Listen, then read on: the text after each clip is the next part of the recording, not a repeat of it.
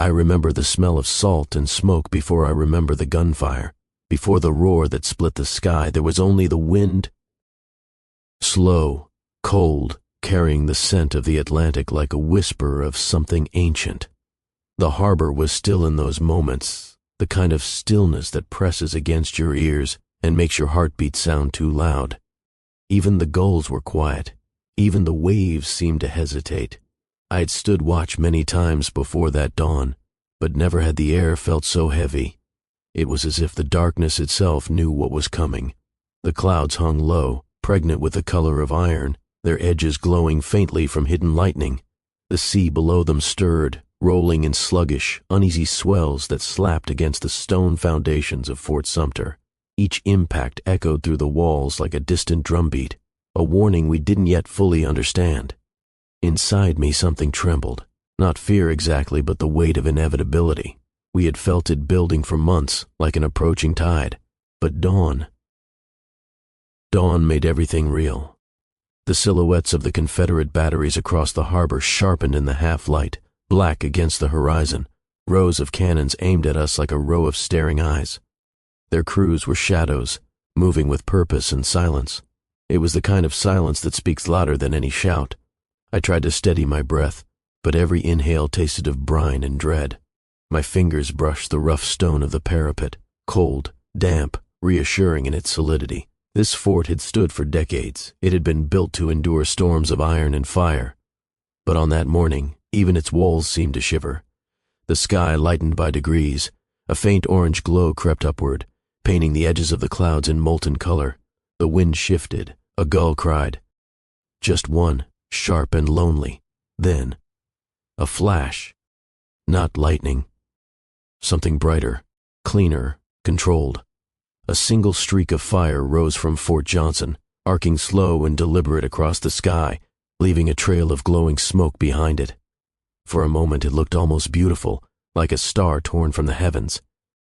Then it burst, a white flower of light against the dark morning, a signal. History's signal. A heartbeat later, the roar came, a roar that clawed at the sky, that ripped the air apart, that slammed into my chest like a physical blow, and then another, and another. The Confederate guns unleashed hell. This was no drill, no warning shot, no bluff. This was the first shot of the American Civil War. Before that first cannon roared across the harbor, before the smoke and fire swallowed the dawn, there were years, decades, of tension building like pressure beneath the earth. People speak of Fort Sumter as the beginning, but the truth is darker and heavier.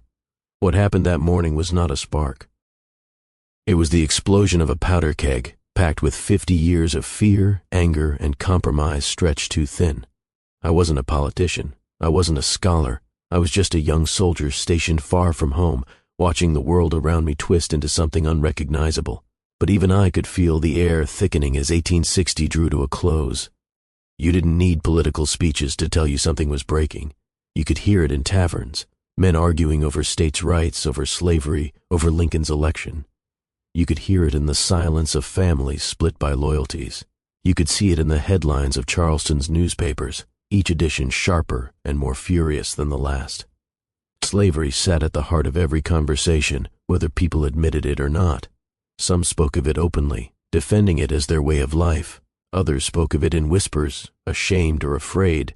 Every debate, every law, every election circled around it like vultures around a dying animal. It was impossible to escape. When Lincoln won the presidency without a single Southern electoral vote, it was as if a line had been cut. South Carolina moved first, seceding on December 20th, 1860.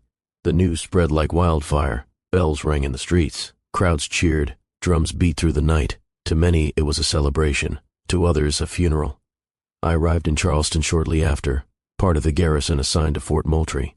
Even from the docks, I could feel the hostility simmering in the air. People looked at us with suspicion. Or hatred. Flags had changed. Loyalties had shifted. Even the children in the streets shouted at us. Major Robert Anderson, our commanding officer, made a decision that would shape everything to come. Fearing attack, he moved us secretly under cover of darkness to Fort Sumter.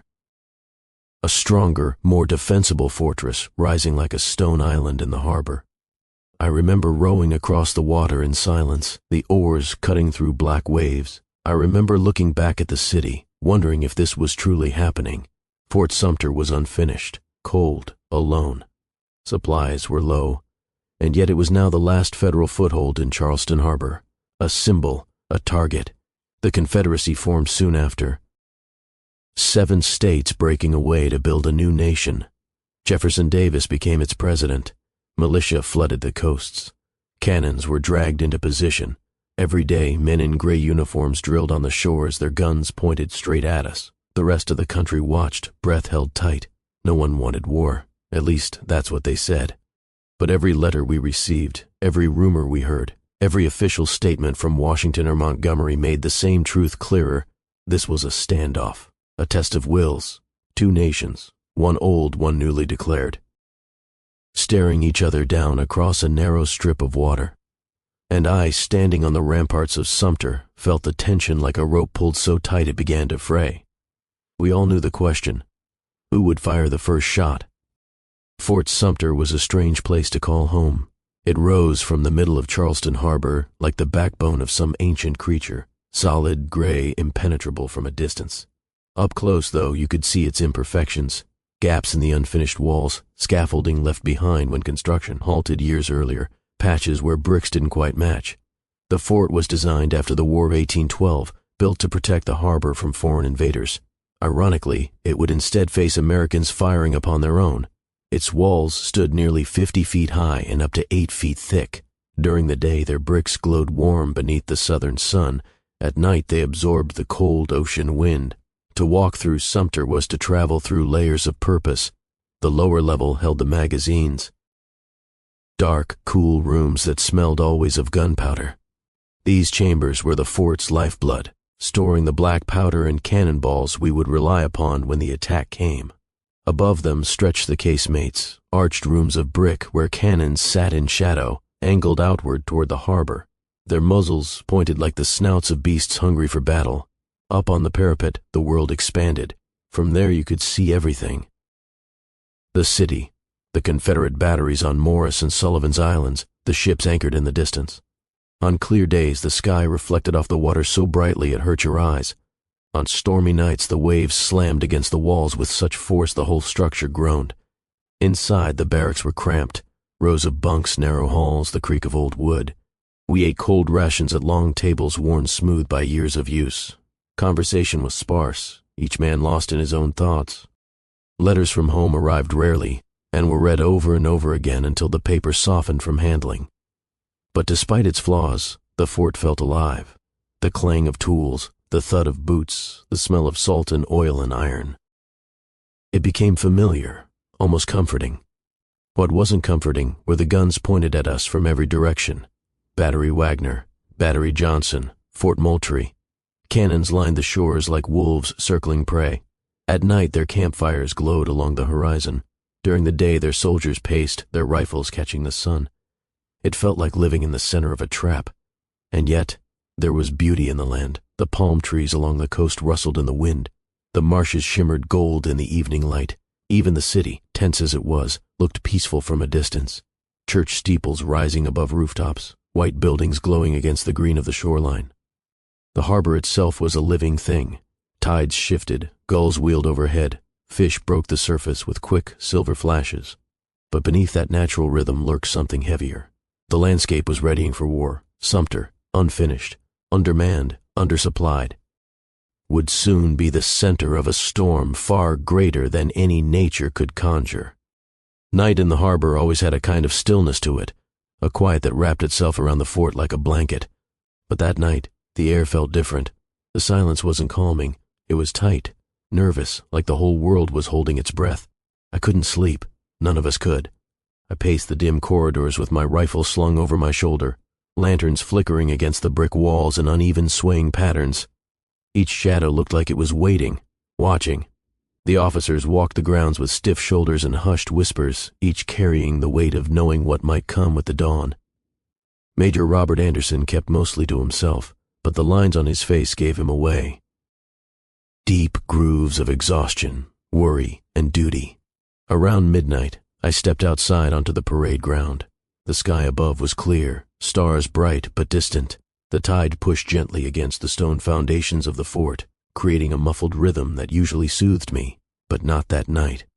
Across the water, faint glimmers appeared, lanterns moving deliberately along the Confederate batteries. Men were working, preparing positions, adjusting artillery. The silhouettes were unmistakable, even from distance. Somewhere to my left, Private Harris muttered, "They're not waiting for morning, are they?" Sergeant Wilkes answered quietly, "They'll wait for light. A man likes to see what he's shooting at." We all exchanged uneasy glances. Inside the fort, the barracks were restless. Some men sat writing letters. Slow, emotional strokes of pen on paper, as if each word might be the last their families ever received. Others lay in their bunks staring up at the ceiling, fingers tapping anxiously on their blankets. A few tried to joke, to keep spirits up, but even their voices rang hollow. The smell of gun oil filled the air. We checked and rechecked our rifles. The artillery crews ran through firing drills by lantern light, moving with quiet efficiency despite the tension. Powder monkeys, boys hardly old enough to shave, lined up ammunition crates and whispered among themselves. Around 2 a.m., a gust of wind blew through the open embrasures, carrying with it the distant sound of waves breaking along Sullivan's Island. I stared toward the dark mass of Fort Moultrie. For a moment I thought I saw a flash, just a brief momentary spark, but it faded before I could be sure. By 4 a.m. the air felt heavy, thicker somehow, as if the harbor itself knew what was coming. Major Anderson gathered us in the courtyard shortly before dawn. He stood tall, fatigue hidden behind posture and pride. "Men," he said, voice steady but somber, "we may face fire by morning. I expect every one of you to remain calm. Remember your training, watch your officers, and know that history will remember how you served this fort." History. The word hung in the air like a stone sinking through water. We nodded, each man absorbing the weight of it. No one cheered, no one called out. It wasn't that kind of speech. It wasn't meant to stir us, just to steady us. As the meeting ended, I stepped back to my post on the parapet. The sky was beginning to lighten. A soft, pale blue glow crept across the horizon. Across the harbor, Fort Johnson looked like a dark shadow waiting for purpose. Somewhere deep inside, my heartbeat quickened. My throat tightened. We all felt it. The night was ending. The storm was coming. Dawn on April 12th did not arrive gently. It came like the slow turning of a great wheel, grinding the night into morning. The sky above Charleston Harbor shifted from black to bruised purple. A color I will never forget, the color of a nation on the edge of tearing itself apart. I stood at my post on the parapet, my hands trembling slightly, though the air was cold enough that I could pretend it was the chill. Around me, other men waited in an uneasy silence. No one spoke, no one dared to. The only sounds were the clinking of gear, the soft rustle of uniforms brushing stone, and the rhythmic crash of waves against the walls of the fort. We all stared toward Fort Johnson. We all knew the signal would come from there. Major Anderson had been awake all night, the officers too. They moved quietly below, giving low-clipped orders, preparing men and weapons for what we all prayed would not come. But prayers are thin armor against the march of history. The eastern horizon brightened. The first hint of sunlight crept over the low clouds, reflecting off the harbor in broken streaks of orange and gold. Then it happened. A flash of light, small, almost delicate, from the direction of Fort Johnson. At first glance, it could have been a spark, a lantern, a trick of the morning light. But then came the rising arc of glowing fire, a mortar shell lifting into the sky. Time slowed. I could see the smoke trailing behind it, curling like a serpent. Every man around me held his breath. The shell reached its peak, hung there for a heartbeat, and then burst into a cascade of white fire, the signal, the one that would begin the bloodiest conflict this nation had ever seen. The harbor lit up. A thunderous volley erupted from the Confederate batteries ringing the coastline. Morris Island, Sullivan's Island, Fort Moultrie, Castle Pinckney. The flash of their cannons blinked like lightning across the horizon, each burst followed by the delayed, teeth-rattling roar of iron discharging into the morning air. The first shot of the Civil War had been fired. The second, third, and 50th followed in quick succession. Shells whistled overhead, some screamed, some cracked like exploding stars, others hit the water with violent splashes, the air filled with smoke, thick, acrid, suffocating. The shockwaves slammed into our chests, rattling our bones. Inside the fort, chaos surged. Officers shouted orders. Men sprinted through corridors. The ground shook as we hauled our cannons into position. Powder monkeys, boys really, ran ammunition from the magazines while trying to stay brave. "Return fire," someone shouted. But we could not yet. Our guns required measured preparation. The Confederates had the advantage of position and readiness. Their batteries were spread across high ground and fortified islands, while ours sat in an unfinished fort surrounded by open water. I wiped the grit from my eyes and loaded my weapon, feeling the cold iron barrel with fingers that didn't feel like mine. Beside me, Sergeant Wilkes steadied himself behind one of the casemate cannons. His jaw was clenched, his eyes narrowed. "Steady, boys," he muttered. "Keep your heads down." A cannonball slammed into the outer wall above us. Brick and mortar exploded in a shower of red dust. The blast knocked 2 men to the floor. One rose immediately, blood trickling from his scalp. The other lay stunned until we dragged him to cover. Still, the barrage intensified. Fort Sumter vibrated like a living thing. Every stone seemed to groan beneath the punishment. The smoke grew so thick I could taste it, bitter, metallic, consuming. My lungs rebelled, my eyes burned, but there was no time to breathe, no space to think. At last, our first cannon fired. The recoil shook the casemate, dust falling from the ceiling in thick drifts. The sound was deafening inside those walls, but it was a sound that gave us strength, a reminder that we were not merely targets. We fought back. Shot by shot, cannon by cannon, we answered the Confederate barrage. But even as our guns roared, I could feel the imbalance. Their fire came from every direction. Ours could only reach a few positions. They had the elevation, we had the cramped confines of a fort built more for defense against ships than land batteries. A shell tore through the officers' quarters behind us, exploding in a shower of splintered wood and flame. Fire leapt greedily through the dry beams. Men rushed with buckets, forming desperate lines. "Get it under control," Lieutenant Hall shouted. Another explosion rocked the fort, knocking him off his feet. The sky brightened further, but the light did not bring relief. It only revealed more clearly the smoke that choked the air, the flames that licked the barracks' roofs, the barrage that fell upon us without pause. Hours passed, though they felt like days. Sweat soaked my uniform. My hands blistered from hauling cannon wheels and ramrods. My ears rang with the constant thunder. But we held. We fired until our shoulders ached and our eyes blurred. We fought back with everything we had, knowing full well it would not be enough. The battle for Fort Sumter had begun, and the war it ignited would change everything. Shower of crushed brick rained onto our heads. A man to my right screamed as a chunk of masonry shattered his shoulder. We pulled back, coughing, half blind. The cannon we had just fired now sat twisted, one wheel shattered into splinters. Inside the fort, fires spread faster than buckets could tame them. Embers drifted through the air like burning snowflakes. Every time we thought a blaze was out, another explosion reignited it. At one point, the barracks roof caught fire, a long, snaking line of flame crawling across the shingles. We formed a chain, passing buckets from the seawater pool to the rooftop, each man shouting over the roar. "Faster!" Wilkes commanded. But speed meant nothing against fire driven by wind and gunpowder. The flames roared, consuming everything in their path. The roof gave way in a crash of beams and sparks. The heat forced us back as a wall of fire surged upward. Inside the thick smoke, shadows moved like ghosts, soldiers stumbling, coughing, pulling each other away from collapsing structures. "Get to the lower casemates," Lieutenant Hall shouted. "They're the only cover we have left." We retreated through the archways, each step echoing with the moans of the battered fort above. In the dim corridors, the air was thick but survivable. We could hear the battle raging overhead like a storm trapped in stone. Cannon crews continued their work below. The lower guns boomed in rhythmic defiance, sending shockwaves through the fort's foundations. But even there, the walls vibrated with every impact from outside. Dust sifted down continuously, fine, gray, relentless. Somewhere near the magazine, I heard a chilling exchange. A private asked, "What happens if a hot shot reaches the powder stores?" An older soldier replied grimly, "Then will be nothing but a memory." The truth of it turned my stomach. The Confederates were not just firing shells, they were firing heated rounds meant to ignite. If one of those found the powder magazines, Fort Sumter would erupt in a fireball big enough to be seen from every corner of Charleston.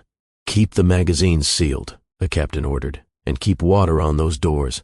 We soaked blankets, draped them over the magazine entrances, and posted men with buckets beside them. Every soldier knew what was at stake. Every soldier kept one eye on the doors as if staring alone could keep disaster away. Back near the casemates, I joined a gun crew firing on Morris Island. Each shot rattled my teeth. Each recoil shoved the cannon backward with bone-jarring force. Sweat and soot streaked my face until I couldn't tell where one ended and the other began. Hours blurred. Noon approached, then passed. The sun outside must have been bright, but the interior of the fort knew only smoke and flame.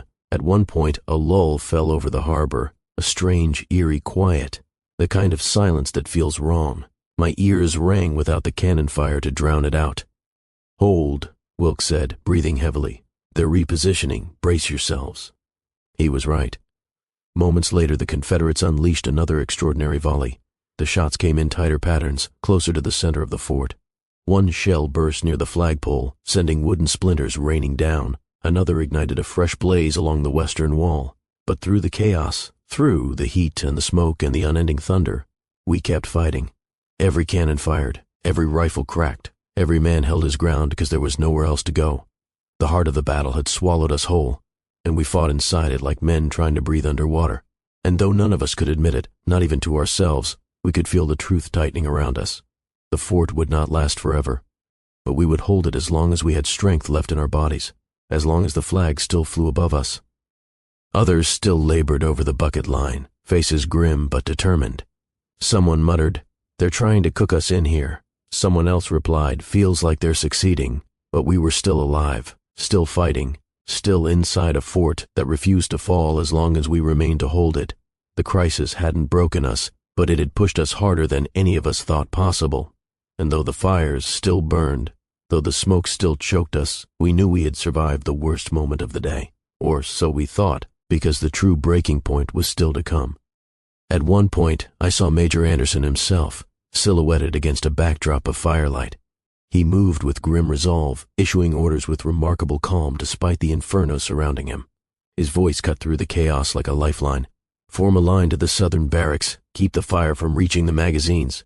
His steadiness was the thing that kept many of us upright. We pushed deeper into the burning structure, searching for hot spots, knocking down burning debris, dragging buckets over smoldering patches. The wood popped and groaned above us. Pieces of the ceiling gave way, scattering sparks across the stone floor. Everything smelled of burning tar, charred fabric, and overheated iron. A crack like lightning split the air. A beam snapped and plunged downward. I shoved Private Hawkins out of the way, barely pulling him free as the burning timber smashed to the ground where he had been standing. The impact sent sparks spraying across our boots. "Close call," Hawkins wheezed, coughing violently. No one had energy to reply. Outside, the Confederate guns tightened their barrage. The fort shook almost continuously now, like a drum with a giant's fist pounding on it. Shattered bricks rolled across the ground. Smoke drifted so thickly I could barely distinguish friend from flame. At last, after what felt like hours but must have been minutes, we carved out a pocket of control. The major fires were beaten back. Not extinguished, but tamed enough that we could breathe, regroup, and pray the next volley wouldn't undo everything. I slumped against a scorched wall, breathing through a damp cloth. My hands shook. My heartbeat thudded in my ears. Around me, men collapsed to their knees, coughing, wiping black soot from their eyes. Penetrated the stone. The walls warmed beneath my palm as I braced myself, stumbling inside. The smoke found its way in no matter how many blankets we hung over the doorways. It pooled along the floors and ceilings, forcing us to crouch low. Another explosion rattled the fort. Dust cascaded in pale curtains from the ceiling. Someone yelled, "The magazine's heating up." My blood ran cold. If the magazines, where tens of thousands of pounds of powder lay stored, got hot enough, we wouldn't just lose the battle. We'd lose the island, the harbor, the air around us. We'd be obliterated before we even knew it had happened. Lieutenant Hall and a group of men rushed to drape more soaked canvas over the magazine doors, keeping a constant stream of bucket water flowing over them. I joined them. The steam rising from the doors hissed like an angry serpent. "Don't let that water stop," Hall commanded. We worked in a frenzy. My arms trembled from fatigue, each bucket feeling heavier than the last. Sweat poured down my face, mixing with soot until my vision blurred. The heat from the metal fixtures around the magazine was so intense it felt like standing beside an open forge, and above us, the fort continued to burn. Everywhere I turned. Fire, every wall. Cracked, every breath. Smoke. The crisis spread like a living creature with many claws. In the main yard, rafters crashed down in sparking showers. Men scrambled for cover, some slipping on wet stone, others blinded by soot. The heat made the air shimmer. I could barely hear anything over the crackling roar of flames, the pounding surf of cannon fire, and the shouts of officers trying desperately to coordinate men who could barely see. Fallen colors, each of us caught in the same collective breath. The symbol that had held us together through smoke and flame now lay in the rubble, like a wounded comrade brought low. Captain Foster broke the silence. "Get that flag back up," he roared. His voice cut through shock like a saber. Several men sprang forward, including myself, racing across the courtyard as shells thumped nearby. We snatched up the flag, careful despite the urgency. The fabric was hot to the touch, singed along the edges, its colors muted beneath soot. "What do we use for a pole?" a soldier asked, coughing. "There," someone pointed. An old spar beam, half buried under debris. We heaved it free, muscles trembling under its weight. With ropes scavenged from a damaged gun carriage, we secured the flag to the spar, tying knots with fingers scraped raw. A shell burst near the parapet, shaking loose dust in a cloud that blinded us. Still we tied, still we lifted, and as we raised that makeshift pole, the men around the fort, tired, burned, blackened, cheered with a hoarse shout that rose above the smoke. The flag caught the wind once more, rising crooked but proud. The Confederates answered almost immediately. A new volley thundered toward us, their guns concentrated on the very spot where the flag still flew. The message was clear: bring down the colors, or we will. But every time the flag shuddered under impact, every time its pole shook and bent, we steadied it. We held it upright. We would not let it fall again. Yet even our determination had limits. By now, nearly every gun in the fort was disabled or buried under rubble. Our powder supplies were depleted. Fires still smoldered in places we could not reach. Many of our men were half-conscious from smoke inhalation. Our clothes were scorched, our hands blistered, our lungs raw. We were not beaten in spirit, but we were close to being beaten by nature and circumstance. A fort can only withstand so much. Inside the casemates, an eerie calm settled over us when Major Anderson finally gathered the officers. We stood in a circle illuminated by a dim shaft of smoky light slanting through a cracked embrasure. Anderson's face was lined with fatigue. His uniform was smeared with ash. Yet his eyes held steady, even here, even now. He spoke quietly, but his words carried weight. "Gentlemen, we have done all that honor requires." No one argued. No one protested. "We knew," Anderson continued. "We cannot return effective fire. The magazines remain at risk. The men are at their limit. Further defense would be wasteful of life. We will open negotiations." His voice didn't tremble. Mine did, as the white flag went up. This time on a piece of cloth tied to a broken staff. The Confederates ceased fire almost instantly. The sudden absence of thunder felt disorienting. My ears rang in the quiet, making phantom echoes of distant cannon that no longer fired. I stepped out into the courtyard expecting relief, but instead I felt something I didn't understand until later. Grief, not for defeat. We were not defeated, but for the weight of what had been unleashed. The war had begun in earnest. There would be no going back now. As the Confederates rode out to begin formal surrender terms, I looked at the sky, a sky now visible through ruined rooftops and broken walls. Smoke twisted upward in dark spirals. Embers drifted like red snow. We had survived something terrible, but greater terrors waited beyond the horizon. When the sun began to set, casting its orange glow across the wounded stone, the fort seemed almost peaceful. Almost. But the silence that fell that evening was not peace. It was the breath drawn before the nation plunged into a 4-year nightmare. And as I leaned against a shattered wall, lungs aching, hands trembling, I knew one thing with absolute clarity. History would remember what happened here, but history would not save us from what came next. The beginning of a war that would tear the nation apart. I swallowed hard. The weight of his words pressed on my ribs like a physical force. Soon after, the first boats bumped gently against the stone dock. We moved toward them in a slow procession, carrying only what we could salvage, a handful of supplies, a few personal belongings, and the burned, tattered flag folded reverently in the arms of Captain Foster. He held it as though it were a wounded soldier, As my boots stepped onto the wooden plank leading to the boat, I turned back one last time. The fort loomed through the drifting haze, scarred, broken, and darkening in the encroaching night. It looked smaller now, not because it had fallen, but because something far larger had risen in its place. A spark in the darkness, a flame that would spread across the continent. When the oars dipped into the water and the fort began to recede behind us, I felt a strange mix of emotions, a hollow ache for what had happened, and a deeper, sharper dread for what must surely come next. The Confederate guns were silent, the Union ships were waiting, and the currents of the harbor pulled us steadily toward a future none of us could predict. But mostly the men were quiet. Quiet in the way people get when the world they knew has shifted beneath their feet. Over the fort, the flag we'd hoisted earlier hung limp in the still air, torn, blackened, but still there. I found myself staring at it longer than I meant to. In its ruined cloth, I could see the questions none of us dared voice aloud. Questions about the country, about our families, about the months ahead. About whether this was just the beginning of something unthinkably large. As the last rays of sunlight bled across the sky, Major Anderson gathered us for a final formation. We stood in ragged lines, some straight, some staggered, some leaning on their comrades for support. The Major's face was illuminated by the fiery glow of the sunset reflecting off the drifting smoke. He looked older than he had that morning, his expression carved with fatigue and sorrow.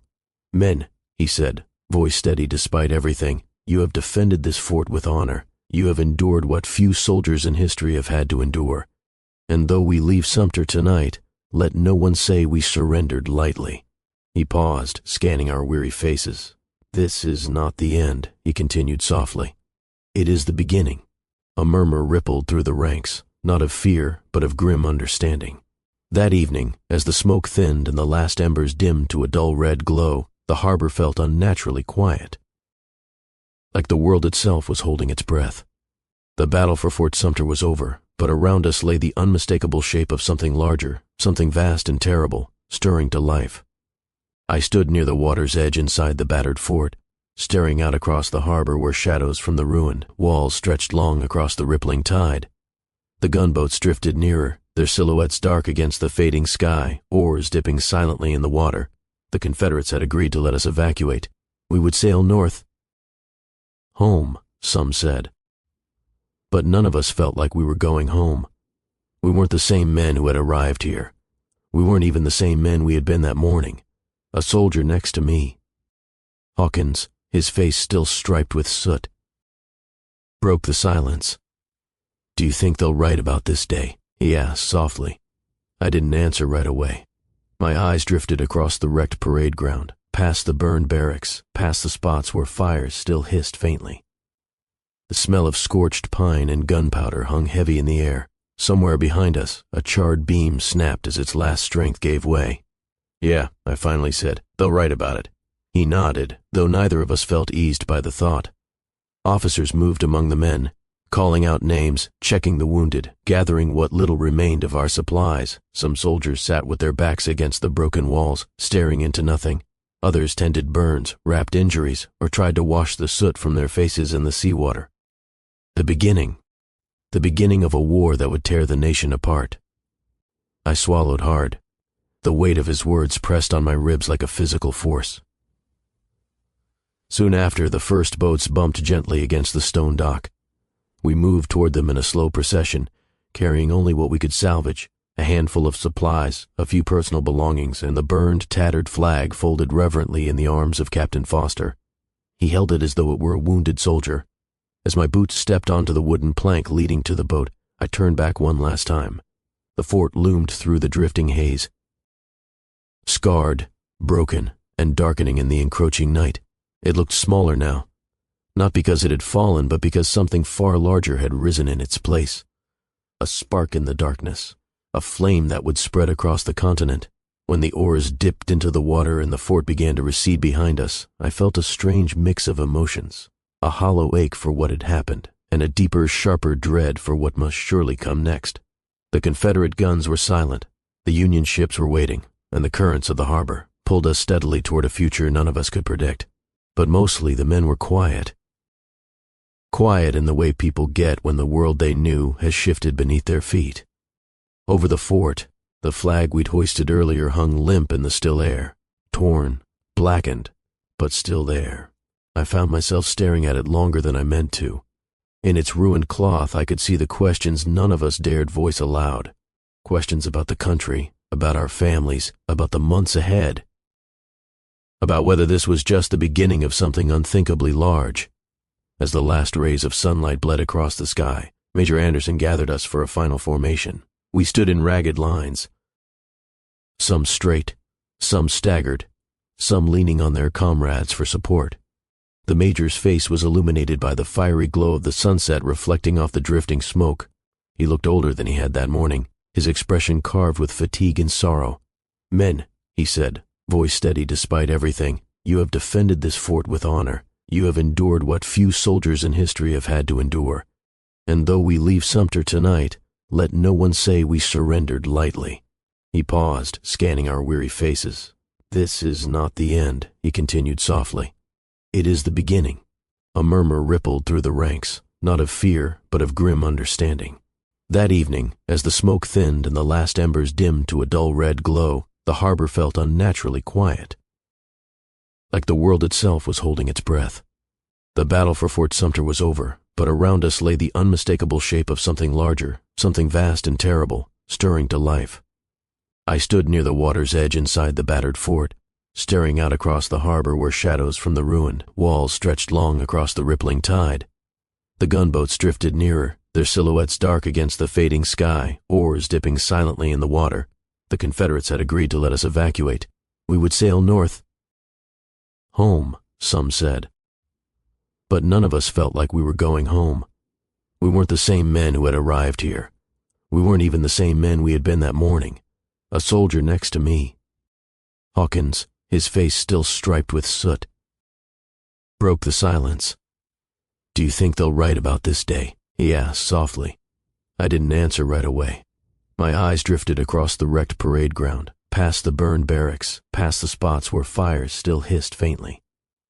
The smell of scorched pine and gunpowder hung heavy in the air. Somewhere behind us, a charred beam snapped as its last strength gave way. "Yeah," I finally said, "they'll write about it." He nodded, though neither of us felt eased by the thought. Officers moved among the men, calling out names, checking the wounded, gathering what little remained of our supplies. Some soldiers sat with their backs against the broken walls, staring into nothing. Others tended burns, wrapped injuries, or tried to wash the soot from their faces in the seawater.